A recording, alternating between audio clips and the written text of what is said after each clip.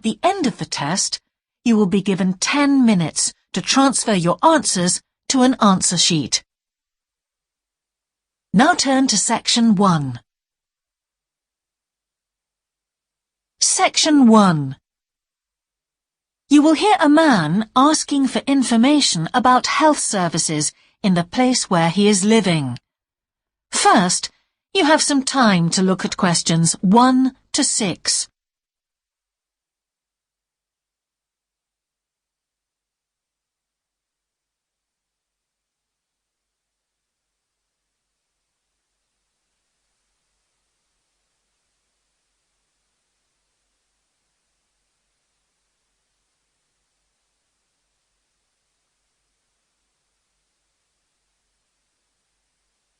You will see that there is an example that has been done for you.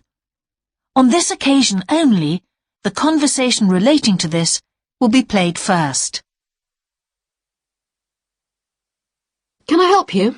Yes, I've just moved to this area with my wife and children, and I'd like to know where we can all register with a doctor at a health centre.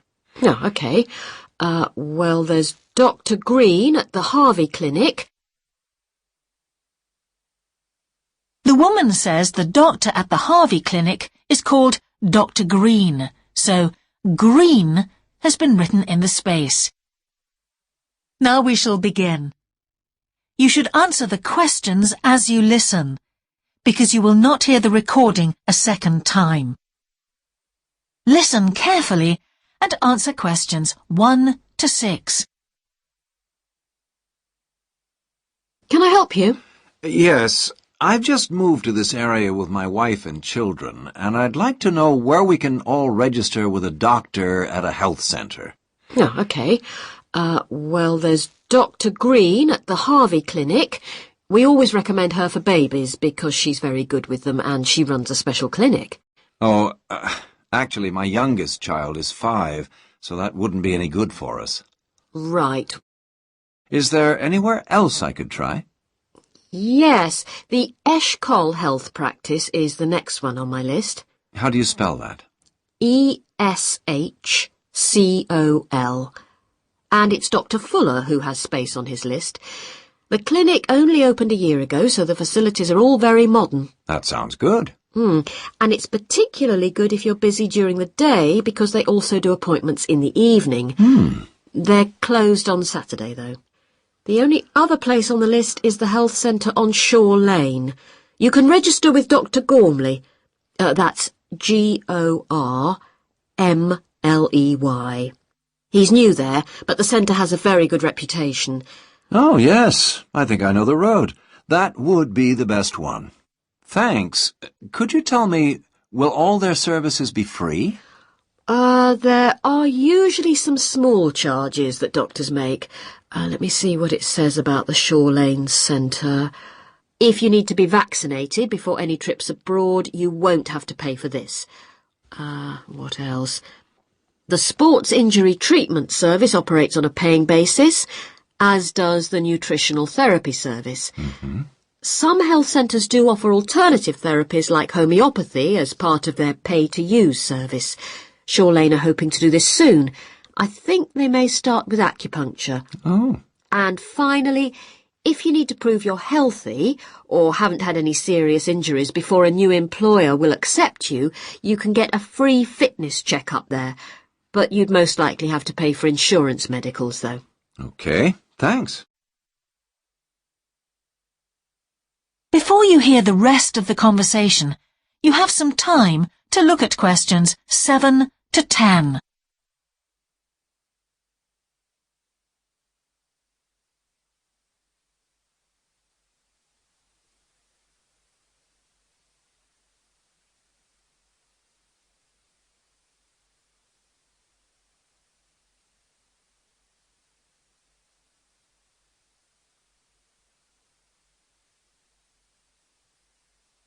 Now listen and answer questions 7 to 10. You might also be interested to know the centre is running a pilot scheme of talks for patients. I've got the list here. Actually, they look very interesting. What sort of things? Well, the first one's about giving up smoking. It's next week, the 25th of February at 7 p.m, and that's in room 4. It says the talk will stress the health benefits, particularly for people with asthma or heart disease. That sounds very interesting. There's also a talk for families with children.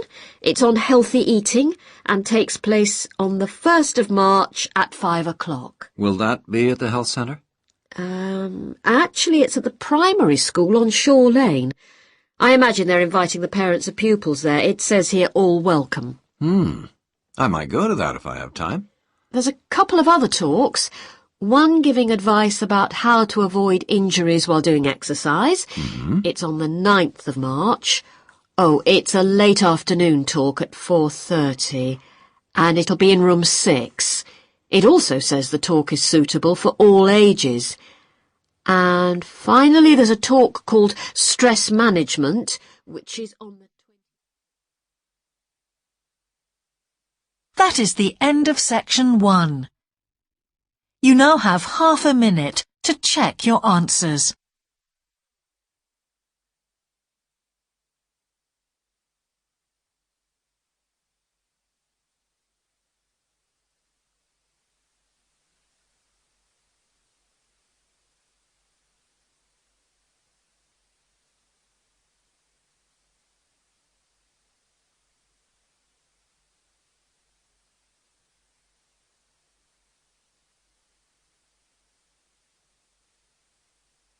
Now turn to section 2.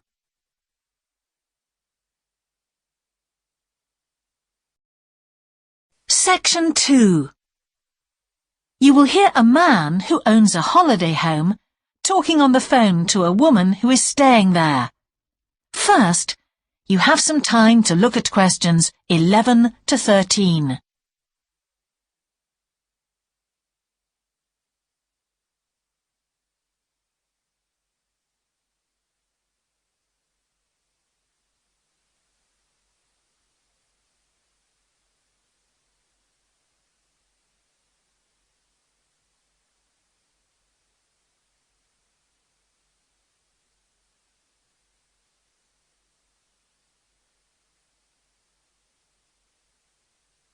Now listen carefully and answer questions 11 to 13. Hello? Hi, it's Laura Carlton here. We've just arrived at the holiday flat, but I can't get the hot water and heating to work. Oh, right. That's easy. Don't worry. In the upstairs cupboard, you'll find the water heater. You'll see 3 main controls on the left at the bottom of the heater. The first one, the round one on the far left, is the most important one for the heating and hot water. It's the main control switch. Make sure it's in the on position. The switch itself doesn't light up, but the little square below will be black if the switch is off. That's probably what's happened. It's got switched off by mistake. The middle one of these 3 controls, you'll see it's slightly larger than the first one, controls the radiators. If you feel cold while you're there and need the radiators on, this needs to be turned to maximum. The last of the 3 controls, the one on the right, is usually on about a number 4 setting, which for the water in the taps is usually quite hot enough. Below the heating controls in the middle is a small round plastic button. If there isn't enough water in the pipes, sometimes the heater goes out. If this happens, you'll need to press this button to reset the heater. Hold it in for about 5 seconds and the heater should come on again. Then there's a little square indicator under the 3rd knob that's a kind of alarm light. It'll flash if you need to reset the heater. It sounds complicated. I'm sure you won't have any problems with it. There should be some more instructions on the side of the heater. Call me back if you can't make it work. OK. Before you hear the rest of the conversation, you have some time to look at questions 14 to 20.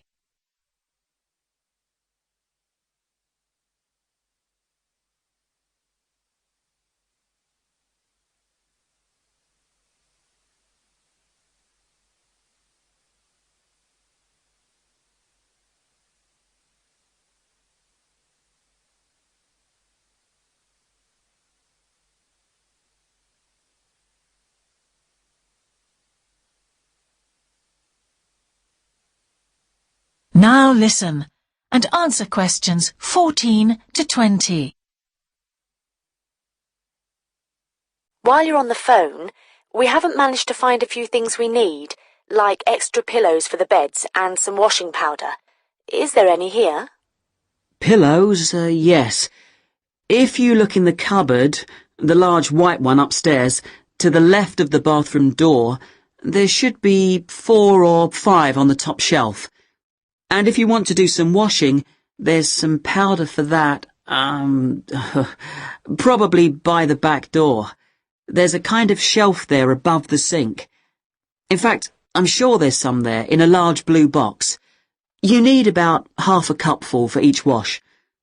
Oh, and that reminds me. The spare key to the back door is hanging on a hook on the wall by the sitting room window. Please make sure to put it back when you've used it. The previous guest lost it in the garden and I had to get another one made. And if you have any trouble with the lamps, you'll find some spare bulbs in a large cardboard box. It's on top of the washing machine with all kinds of useful things in it. Oh, and another thing I forgot to mention when we last spoke. Yes? I've left you a local map, so you'll be able to find your way around easily. It shows the whole area. I put it in the top drawer of the chest under the TV in your bedroom. There's a whole file of local information in there too. Thanks. What about visiting the town? Can you give us any advice? Yes. You'll need to take the car. It's too far to walk from the flat, really. You have to pay to leave your car in all the car parks now, I'm afraid. I like the one that's by the station best, and you can walk to the town centre from there in 5 minutes. That's where all the best restaurants are. But if you want a takeaway, the Italian one does really good pasta and pizzas. Call 732281 for that one, or 766119 for the Chinese. They're both good, and they'll both deliver to the flat. As for places to visit, yes, do go and see the Railway Museum. The exhibition is small, but really good. It gets very crowded on Sundays, so I suggest you visit it on a quieter day, later in the week, but not on Thursdays, which is market day. You won't find anywhere to park, and it's also the only day of the week when they're not open. Anything else? Not for the moment. Thanks. That is the end of section 2.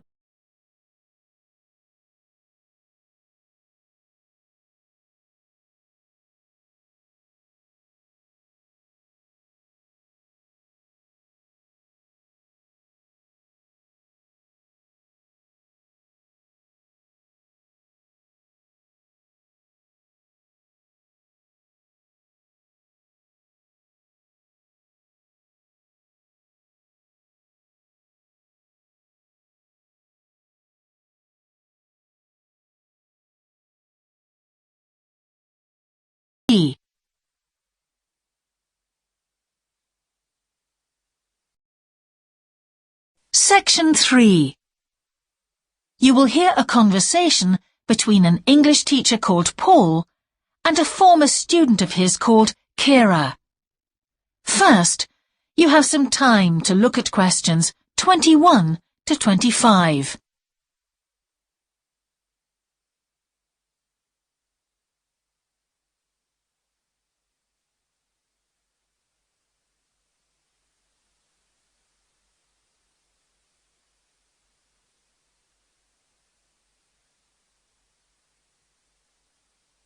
Now listen carefully and answer questions 21 to 25. Hello, Kira. How are you? Fine, thanks, Paul. How are you? Well, thanks. It's good to see you. It must be 12 months since you did our course. That's right. It's nice to come back and say hello. What course did you enroll in? Actually, I went straight into third-year pharmacy. They credited me with 2 years, which probably made it more difficult for me. On the other hand, you were lucky to be granted credits. Is that why you chose the course? Yes, and as I'd already finished a course in it in my country, I thought it would be easier if I studied something I already knew. I didn't realize you went into third year. I thought you started in first year. No wonder it was so hard.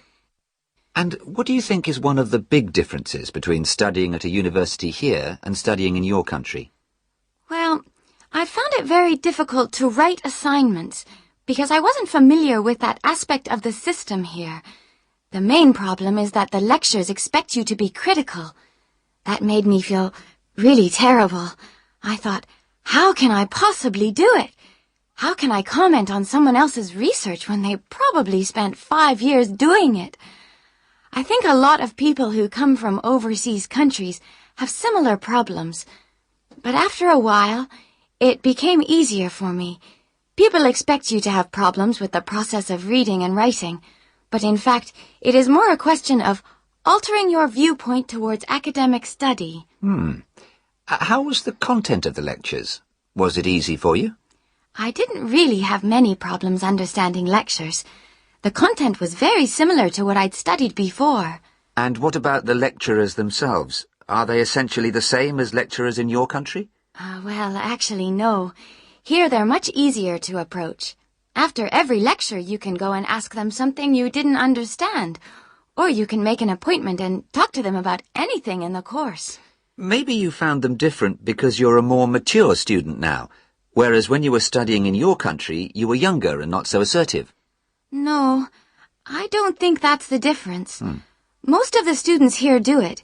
In my faculty, they all seem to make appointments, usually to talk about something in the course that's worrying them, but sometimes just about something that might really interest them, something they might want to specialize in.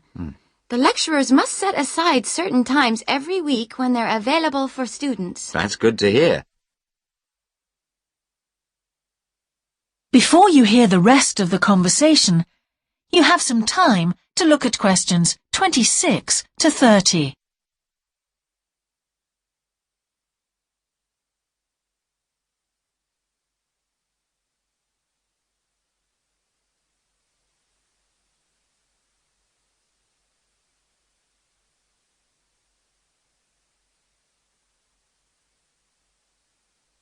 Now listen and answer questions 26 to 30.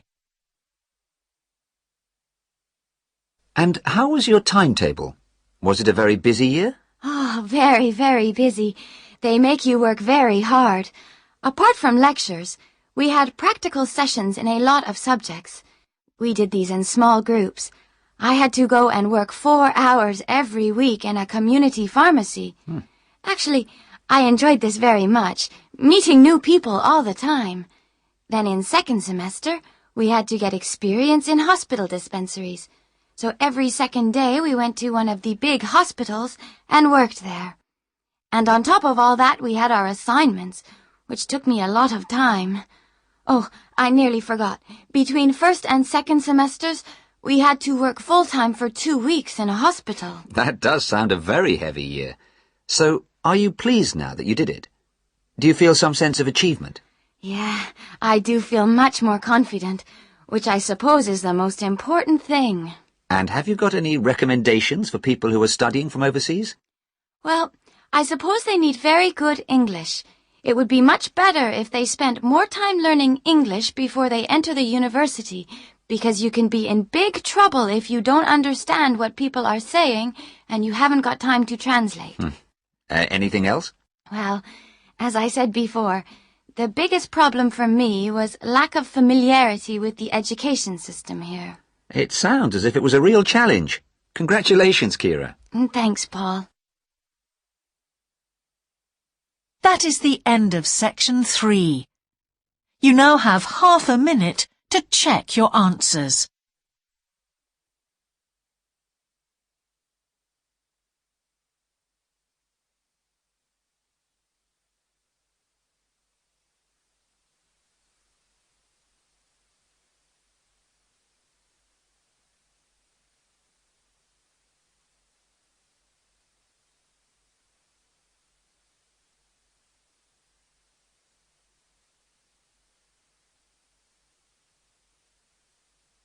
Now turn to section 4.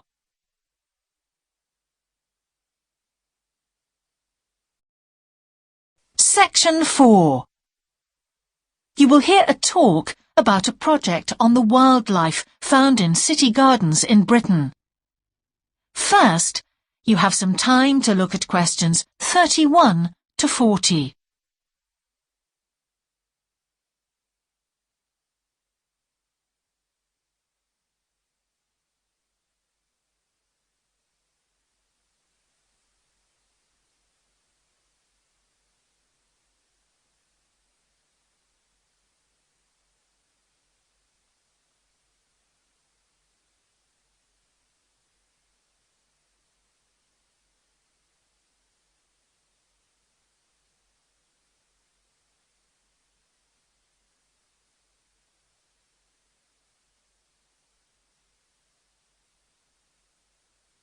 Now listen carefully and answer questions 31 to 40. Good morning.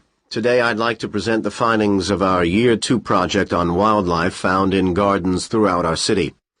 I'll start by saying something about the background to the project, then talk a little bit about our research techniques, and then indicate some of our interim findings.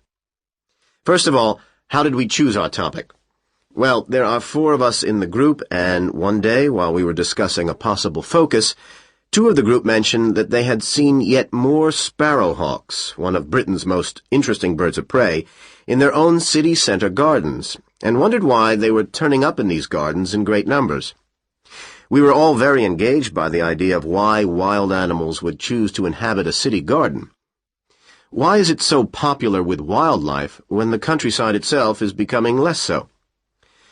The first thing we did was to establish what proportion of the urban land is taken up by private gardens. We estimated that it was about 1/5, and this was endorsed by looking at large-scale usage maps in the town land survey office, 24% to be precise. Our own informal discussions with neighbors and friends led us to believe that many garden owners had interesting experiences to relate regarding wild animal sightings. So we decided to survey garden owners from different areas of the city. Just over 100 of them completed a survey once every 2 weeks for 12 months, ticking off species they had seen from a pro forma list, and adding the names of any rarer ones. Meanwhile, we were doing our own observations in selected gardens throughout the city. We deliberately chose smaller ones because they were by far the most typical in the city. The whole point of the project was to look at the norm, not the exception. Alongside this primary research on urban gardens, we were studying a lot of books about the decline of wild animals in the countryside and thinking of possible causes for this. So what did we find? Well, so much that I just won't have time to tell you about here. If you're interested in reading our more comprehensive findings, we've produced detailed graphic representations on the college website, and of course any of the group would be happy to talk to you about them. Just email us. What we've decided to present today is information about just 3 species because we felt these gave a good indication of the processes at work in rural and urban settings as a whole.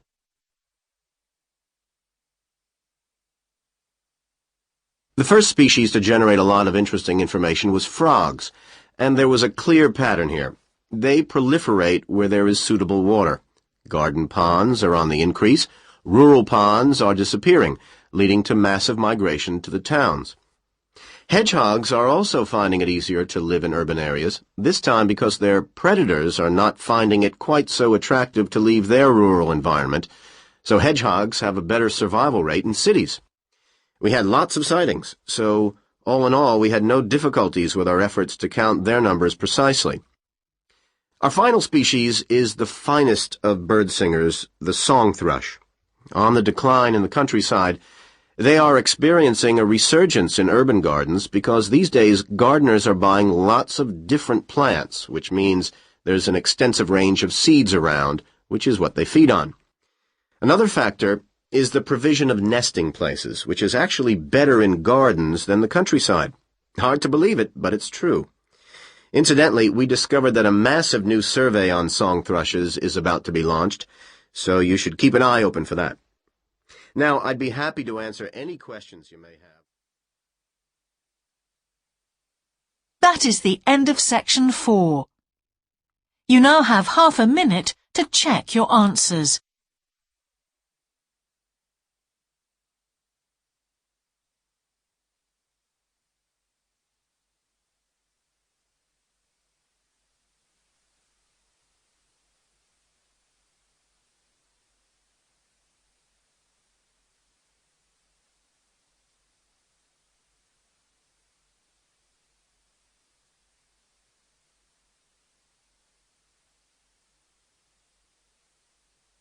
That is the end of the listening test. In the Ielts test, you would now have 10 minutes to transfer your answers to the answer sheet.